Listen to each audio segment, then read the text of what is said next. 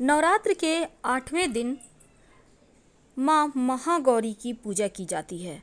माँ दुर्गा की 8वीं शक्ति का नाम ही महागौरी है और माँ गौरी का रूप बहुत ही सरल, सुलभ और मोहक है। महागौरी की 4 भुजाएं हैं और इनका वाहन वृषभ है। इनके ऊपर के दाहिने हाथ में अभय मुद्रा और नीचे वाले दाहिने हाथ में त्रिशूल है।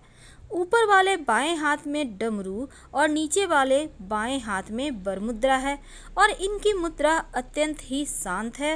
इनकी उपासना से भक्तों को सभी कष्ट उनके दूर हो जाते हैं और माँ गौरी की उपासना अगर आप सरल तरीके से करें तो माँ का आशीर्वाद खुद ब खुद मिल जाता है। एक कथा आती है कि माँ ने पार्वती रूप में भगवान शिव को पति रूप में प्राप्त करने के लिए कठोर तपस्या की थी और इस कठोर तपस्या के कारण इनका शरीर एकदम से काला पड़ गया और इनकी तपस्या से प्रसन्न होकर जब भगवान शिव ने इनके शरीर को गंगा जी के पवित्र जल से धोया तब वह विद्युत प्रभा के समान अत्यंत कांतिमय गौर वर्ण का हो गया और तभी से इनका नाम महागौरी पड़ा। माँ महागौरी का पूजा करने से, स्मरण करने से भक्तों को सर्वाधिक कल्याण प्राप्त होता है, क्योंकि अगर माँ की पूजा की जाए तो अलौकिक सिद्धियाँ प्राप्त होती है और इनके चरणों की शरण में आने के लिए हर किसी को प्रयास करना चाहिए।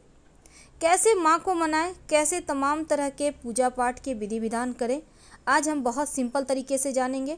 माँ के 8वें स्वरूप माँ महागौरी की पूजा का विधि। पीले वस्त्र आपको धारण करना है स्नान वगैरह करके। इसके बाद आप अपने घर के पूजा स्थान पर ही माँ के सामने एक दीपक जलाइए। लाल धागे की बाती होगी और 2 लौंग डाल दीजिए।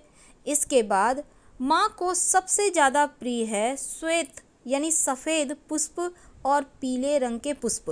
आपके पास जो भी है आप माँ को वही अर्पित करें। इसके बाद माँ के मंत्रों का जप करना चाहिए। देखिए, माँ गौरी का संबंध शुक्र नामक ग्रह से है, यानी कि माँ की पूजा करने से आपका शुक्र मजबूत होता है, जीवन में सुख बढ़ता है। इसीलिए शुक्र को मजबूत करने के लिए भी इस दिन मंत्र जपे जाते हैं। तो पहले माँ का मंत्र जिसको जप करने से आप पर माँ महागौरी की कृपा होगी और वो मंत्र है ओम ह्रीं गौर्यै नमः। ओम ह्रीं गौर्यै नमः। एक बात और, माँ को सफ़ेद मिठाई का भोग लगाइएगा, क्योंकि सफ़ेद मिठाई, सफ़ेद वस्तु माँ को विशेष प्रिय है। इसके बाद आपके पास गुलाब का इत्र या चंदन का इत्र जो भी है माता रानी को अर्पित करें और बाद में इस इत्र को आप व्यवहार कीजिएगा, अपनी नाभि में लगाइएगा। शत्रु विरोधी शांत होंगे और आपका भाग्य मजबूत होगा। क्योंकि इस दिन हमने कहा कि शुक्र को मजबूत करने के लिए भी इस दिन विशेष प्रयोग किए जाते हैं, तो आप शुक्र को बेहतर करने के लिए शुक्र का मंत्र है ओम सुं शुक्राय नमः। इस मंत्र का 108 बार जप करें तो शुक्र संबंधी बाधाएं दूर होंगी और जीवन में सुख ऐश्वर्य बढ़ेगा। और इस जो इत्र है संभाल के रखें, नियमित रूप से प्रयोग करें तो जीवन में पॉजिटिव आपको इसके फल मिलेंगे। तो अब थोड़ा और आगे बढ़ते हैं। देखिए, अष्टमी तिथि के दिन पास के किसी भी मंदिर में अगर आपके लिए संभव हो तो एक पानी वाला नारियल, उस पर मौली धागा लपेटकर और स्वस्तिक या ओम का निशान बनाकर आप इसको किसी भी माँ दुर्गा के मंदिर में भेंट कर दें। ऐसा करने से पूरा साल विघ्न बाधाओं से रक्षा होती है।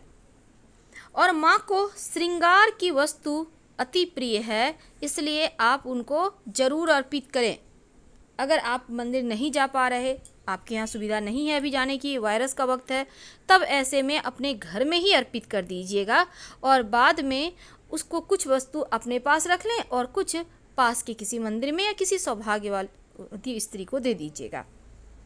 तो माँ महागौरी की जब पूजा किए जाते हैं तब विशेष उपाय भी किया जाता है। अष्टमी तिथि के दिन एक खास प्रयोग होता है और वो प्रयोग है, आपको ये प्रयोग कभी भी कर सकते हैं, सुबह में, शाम में, कभी भी कीजिए। क्या करेंगे? देखिए, जीवन में धन आता रहे, ज़रूरत के समय धन की परेशानी ना हो। कभी कभी क्या होता है, आपको जब ज़रूरत है तब पैसे ही नहीं रहते, सभी पैसे ब्लॉक हो गए हैं। तो इन चीज़ों से रक्षा के लिए एक कटोरी में दूध ले लें। कटोरी मिट्टी का भी हो सकता है, चांदी का भी हो सकता है, तो दोनों में से कोई भी ले लें कटोरी। अगर मिट्टी का कटोरी नहीं है तो दीपक है ना मिट्टी का नया, उसी में ले लें। इसमें दूध ले लें और दूध में एक चांदी का सिक्का, अगर आपके पास चांदी का सिक्का नहीं है तो 1 रुपये का एक सिक्का आप नॉर्मल जो होता है उसी को धोकर उसमें डालकर माता रानी को अर्पित कर दें। माँ से प्रार्थना करें कि धन की मुश्किलें दूर कीजिए। माँ के सामने इसको 1 घंटे तक रहने दें और 1 घंटे रहने के बाद आप जो सिक्का है इसको आप धोकर नहीं, पोंछकर अपने पास सुरक्षित रख लें। और जो कटोरी वाला दूध है थोड़ा थोड़ा प्रसाद के रूप में खाइए, बाकी के किसी पौधे में डाल दीजिएगा। थोड़ा सा ही आपको लेना है दूध, ज़्यादा बर्बाद नहीं करना है जितने में सिक्का डूब जाए। तो इस दिन एक और छोटा सा प्रयोग किया जाता है। हमने कहा कि माता रानी के मंदिर में जाकर आपको नारियल अर्पित करना है, तो आज के दिन माँ को नारियल का भोग तो अर्पित होगा ही, साथ ही इस नारियल को आप विशेष मनोकामना की पूर्ति के लिए आप कोई भी एक मन्नत मांगते हुए नारियल को अपने सर से उल्टा 3 बार फिराकर बहते हुए जल में प्रवाहित कर दें तो जीवन की मुश्किलें समाप्त हो जाती है। बहता हुआ जल ना हो तो पीपल के नीचे रख दें, या फिर आप जब माता रानी को अर्पित करने जाएंगे, अगर आपके पास ना पीपल का पेड़ है ना बहता हुआ जल है, तब आप सर से 3 बार फिराकर माता रानी के मंदिर में रख दीजिएगा। जीवन की मुश्किलें समाप्त होगी और आपकी विशेष मनोकामना पूर्ण होगी। अब देखिए, इस दिन छोटी कन्याओं की पूजा करने का विधान है। अष्टमी के तिथि के दिन कन्या भोजन कराने का महत्व है, बहुत सारे नियम हैं, लेकिन सिंपल तरीके से हम जानेंगे कि नवरात्र जो है ना केवल व्रत उपवास का पर्व नहीं है, बल्कि यह कन्या के सम्मान का भी पर्व है। इसीलिए कुंवारी कन्या को इस दिन भोजन कराया जाता है। तो आप 2 वर्ष से लेकर आप 9 वर्ष या 11 वर्ष तक की कन्या का पूजन कर सकते हैं। हमारा जो धर्म ग्रंथ है वो 2 से 11 साल तक की कन्या के बारे में बात कहता है। तो आप उसी उम्र के बच्चों को लाकर, उसमें एक लड़का भी हो, लाकर उनका पैर धुलाइए, चरण पखारिए, फिर उनको सम्मान के साथ, लड़कियां हैं तो आलता पहनाइए, उनका श्रृंगार कीजिए, उन्हें दुपट्टा चुंदरी वगैरह उड़ाइए और इसके बाद उनको चरण छूकर आशीर्वाद लीजिएगा। उनको खाने में आप हलवा, पूड़ी, इसके बाद आप कुछ मीठी वस्तु, सात्विक भोजन आपको बनाकर उनको खिलाना है।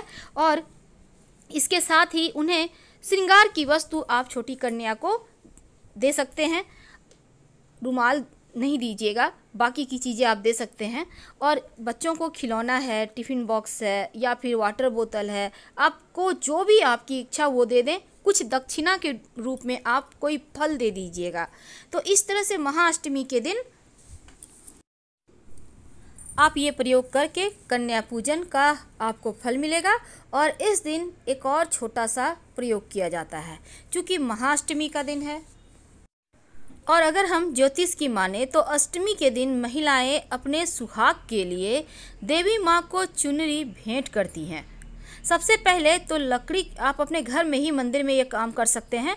जब वहाँ पर आप माता रानी की पूजा कर रहे हैं ना, वहीं पर आप पूजा कीजिए और उस समय पूजा करने के दौरान माता रानी को एक चुंदरी ओढ़ा दें और बाद में इस चुंदरी को आप चाहे तो, छोटा है तो माता रानी के पास ही रहने दें, नहीं तो आपके घर में जो कन्याएं हैं उनको आप दे सकते हैं, वो उसको पहनेंगी, माता रानी का आशीर्वाद बरसता रहेगा।